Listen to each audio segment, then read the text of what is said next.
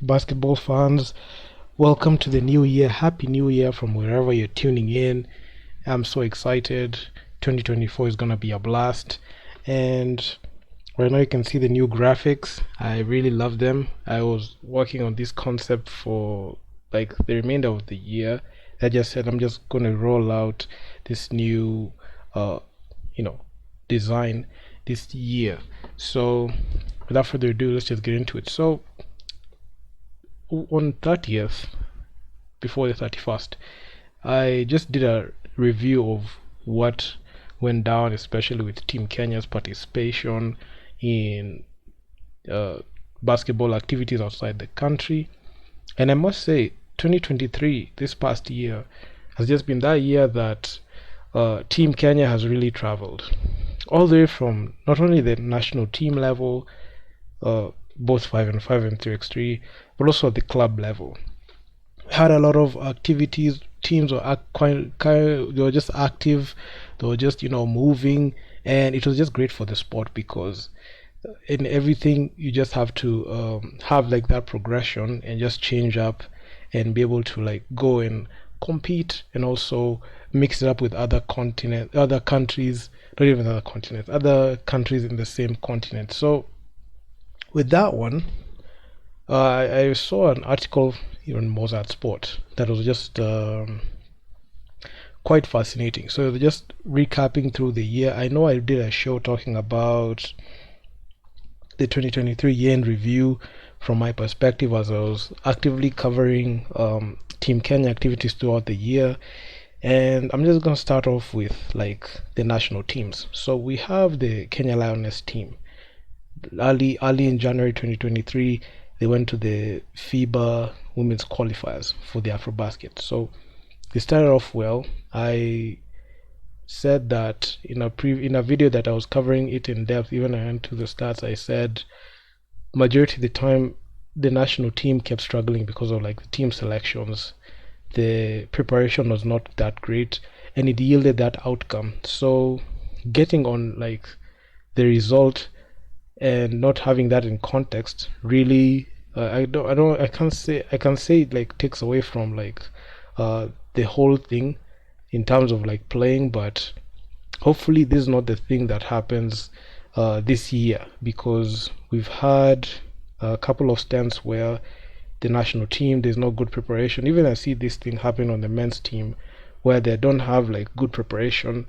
And even like just jumping to the men real quick, you can see the FIBA AfroBasket qualifiers draw happened last year, and we have not had any chatter from the federation with regards to the team selection. Are they actively preparing for it? Because if they are planning to contend, that is something that they need to do, or are they just going to go at it last minute? So that's actually quite concerning. Then still going back to the women's team, you could see there are a lot of situations where there are no proper tryouts that are done, and the team selection is botched. And it's all about like who you know in there. It doesn't matter if you have any skill. It doesn't matter if like you have gone there in the whole tryouts and you've played there.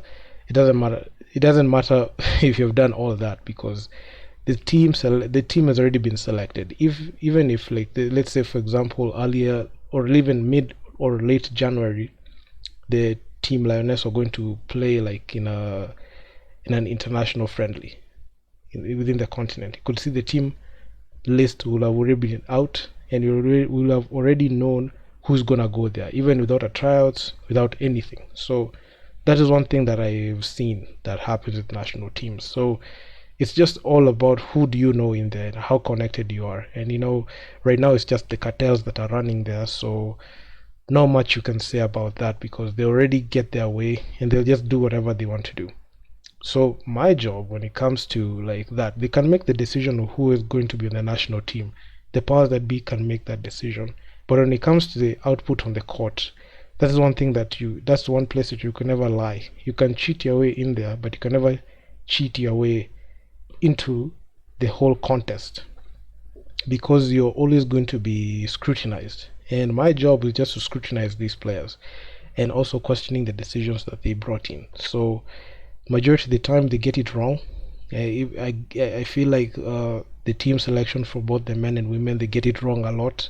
And if they made a selection process that was free, fair, and transparent, making sure that there's even a combine, not even just like scrimmage or even just putting names out there and just doing a scrimmage. If you put a proper coach who knows how to use their players well, that will really help. I feel like if there's going to be any progression in Team Kenya basketball with regards to 5x5, both the coaches and team managers for the national team just need to be fired. Honestly, they are just doing nothing. Absolutely nothing. You should get people who actually know what to do with like the national teams. Hopefully this year they can get a coach for both the men and women's team who can be able to like mix it up in continental basketball, because we've had our stints with Coach Cliff Orr, we've had our stints with Coach Mayenga, and there's nothing. Especially Coach Cliff Orr, who has just been absolutely atrocious and pathetic. No tactics, no ideas, no skills, no clue, not even skill, not even skill in terms of like playing. But all I'm saying is skill in terms of like knowing your craft. This guy doesn't know his craft. And that's the reason as to why APR dropped him with like the road with like the whole BAL thing. So all I'm saying is, as Team Kenya just continues to operate like this, we're not gonna go anywhere in terms of 5x5, both the men and women. So for the men, it was very disappointing. I covered it in depth, and there's a problem between the legacy team and the team that we need to build. They keep retaining the legacy players. Even on the women's side, we also have legacy players who have shown time and time again they cannot deliver when it matters. They can try to mask their performance through club basketball, but if you look at their stats in the club level, in the national team level, they're pathetic. I'm not going to mention their names because you already know them. So that's on the national team level. So moving on to the club level, KPA, they continue to disappoint the men's team. They have been absolute, hot garbage. They didn't even make it to the Elite 16. They got beat. They got beat in the 3-game span. They only won one game against Elan Cotton. They lost against Dynamo. Dynamo went ahead and even qualified for the BL. They'll be in this year's BAL. And they lost to Pazi. Pazi didn't make it to the BAL, so that's that. So it has just been underwhelming, especially with like the hired mercenaries that KPA keep getting. Even on the women's team, this is actually one thing that I saw. KPA are very incompetent in how they handle their rosters, to the point where they need foreigners, they need imports to come and save the team. They know like the people that they have, they can't be counted on when it matters. They know that they are, sorry to say, shit when it matters. But they have this over-reliance of just deferring to the imports. And it really waters down like the whole team chemistry and performance that they have. And it's something that is very, very, it's actually very shocking. And this is the same thing that even plagues the men's and women's team. You find a situation where in the international contest, I know it's very paramount to retool. You have so many players in that team. You have so many players on the roster that have already played in the national team level. They already know how continental basketball is played. But you keep giving them chances every single time, and they keep failing. They should find a way to get rid of the dead wood on the squad. When it matters on the game, there are some players who cannot deliver for you. They can never deliver for you. So that's one thing that KPA need to understand. Even on the Equity Hawks, they have to understand that their team is crap. They have to just go on a full-on rebuild. Even if they're going to drop to Div 1, they just need to get rid of those crap players. They have players on the national team who can't even make a layup. They got exposed brutally in the Africa Women's Basketball League. I covered them. They only won 3 games, and the last game that they played against, I believe it was Customs, they got beat by 30 points. So it was very pathetic for the Equity Hawks. I'm not going to mention them in this video that much because they've not done anything significant other than finish 6th place. So it's they're just a they're just that wannabe team who think that they're the best, but they're not. They're second fiddle to KPA. They were not even supposed to be in the Africa Women's Basketball League. They're not supposed to be in Zone 5. The team that was supposed to be in Zone 5 is the ZTEX Sparks. Unfortunately, the ZTEX Sparks don't have money, equity. They had to go in there. So they're illegitimate in that position. So I'm not going to waste my time talking about them. I have in the past, but now I'm not going to waste my energy because there's nothing that you can get from that team. So back to KPA. This over-reliance on foreign players to be able to contend, especially when it comes to a retool, you're altering the team chemistry if you keep doing that, and you'll always keep falling short. You can say that the Zone 5, winning Zone 5 was a plus. It was not a given, it was a plus. Given that Zone 5 didn't have like a lot of threatening teams. The only teams that were good there were just APR and REG, and there was not like that team that's gonna test you like in terms of how you're playing. So of course they're going to sail through, because all year when both KP and Equity, I don't know keep mentioning the Equity Hawks, but KP and Equity, they keep running through KBF teams in the women's division easily, and this gives them a false sense of security, and they think that they can be able to like steamroll into other teams. So this one thing that I've seen, and it really it really shocks me a lot. So you thinking that just beating a team by like 60-70 points, you get that fair win.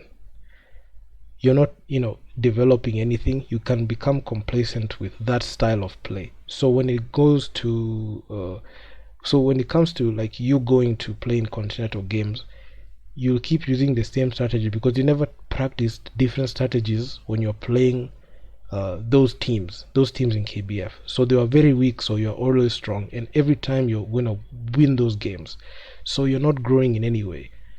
So when you get exposed, when you find a team that has the ability to defend and even play basketball on you, and that's the reason as to why KP and Equity keep getting smacked around, especially when it comes to continental basketball. In Zone 5 you could see KPA sailed through very well, and I just knew it was a matter of time they're going to get exposed in the African Women's Basketball League, the same way they got exposed in the African Women's Cup in 2022. So the thing is, not having good teams to play against and not having worthy opponents waters down like even the achievements that they have, because even domestically they'll always dominate. That's a given. Okay, let's say in Zone 5 they are going to make it to the finals. They made it in the finals 2022, they didn't win it. They got beat by A Sporting. They made the finals this year against REG, they won it. So it was just a matter of time they're going to get exposed in the African Women's Basketball League, and I was just patient, and I was just watching. So they won their first 3 games, and their ego was just at an all-time high. They got stomped by the A Sporting team brutally. In that game, nobody said anything. They went ahead and beat the Equity Hawks. They beat REG, which was just a 4-point game, so they were just in cloud 9 at the time. They went to the finals. They matched up against A Sporting. A Sporting beat them by 43 points, 46 points there, just thereabout. So what that communicated to me is, as much as they can beat these other teams, when it matters they can't get the job done. I know their goal was just a podium finish, but losing in a contest, or losing to a team 2 times in the same contest, that means they didn't even learn the first time on how to defend. They were like, okay, in the preliminary stage you only need to win 3 games to proceed. So that game they were like, okay, let's just drop it and just make it to the knockout stages, because even if they lost, they were still okay. So that was that complacent mindset that they had with KPA. They have no forward thinking, and this one just reinforces their delusion. So I covered it extensively, and I just said, they can continue doing that, but it'll keep watering down. Like, you don't even have like a big goal, because right now, when you made the finals, the expectation is this year is supposed to even win in the finals. So that means you have to go through the two-time champions A Sporting. Does KP have the ability to beat A Sporting? No, because as we speak, KP are 0 for 4 against A Sporting. They've lost to A Sporting 4 times. The first time in the Zone 5 finals in 2022. In 2022, the Africa Women's Cup, they lost. They got knocked out in the quarterfinals. Then in the 2023 Africa Women's Basketball League that just happened like a few weeks ago, they lost twice. So you can see that's 4 losses, and that is an elite team. That is the back-to-back champions. So they've not been able to figure that out. So that's the problem that plagues KPA. And equity. If I put equity there, they just steamroll through every single team, and they just get that they just continue like getting exposed in continental affairs. So the litmus test for KP and equity are continental games. I'm not gonna be impressed when they beat like a KBF team. Like let's say they play against the Storms, the KU Oryx. I don't know if they're still there. If they play against any other team or like the UN Dynamites, even if they beat them by 50-60 points, the only success metric for either KP or equity is how are they going to be able to like dominate in continental ball. The rankings will fool you. You'll think that KPA were the better team, but if you look closely at the Africa Women's Basketball League, the number 1 team was A Sporting, who are 7-0. They were on an island of their own. Number 2, 3, 4, they were tied at 5-2. 5 wins, 2 losses. The only difference is KPA made the finals. That's it. Even if RAG lost back-to-back, they still have a similar record to KPA. And it's actually worse for KPA because they lost twice to a similar team. So KPA, Interclub, and RAG were tied at 5-2. So there's nothing special about that, honestly. If they were 6-1, now that will be different, because that will actually mean that at least they are not going to be ranked with the other 3 and 4. But now, because they had a tied record, and just because they were in the finals, people remove all context to it. So they're not the number 2 team in the continent. That's one thing. Because if you look at the way they played, they just got lucky. They got lucky when they matched up against the Equity Hawks. They got lucky that game against RAG. It was just last minute heroics, which like covered all of the messes the mess that they had, all the inefficiencies, all the flaws that they have as a team. They got masked by the fact that they made the finals. So they're not a number 2 team. Even in the power rankings, they can't rank high against Interclub or RAG. There's nowhere in the continent they can do that. Not taking away from their performance, but if you look at how RAG play, look at how Interclub play, and look at how KPA play, you'll just see the stark difference between like if you compare KPA, RAG, or KPA and Interclub. Very different teams. So even on the men's team, I don't know. This year, I don't think they're ever gonna make BAL.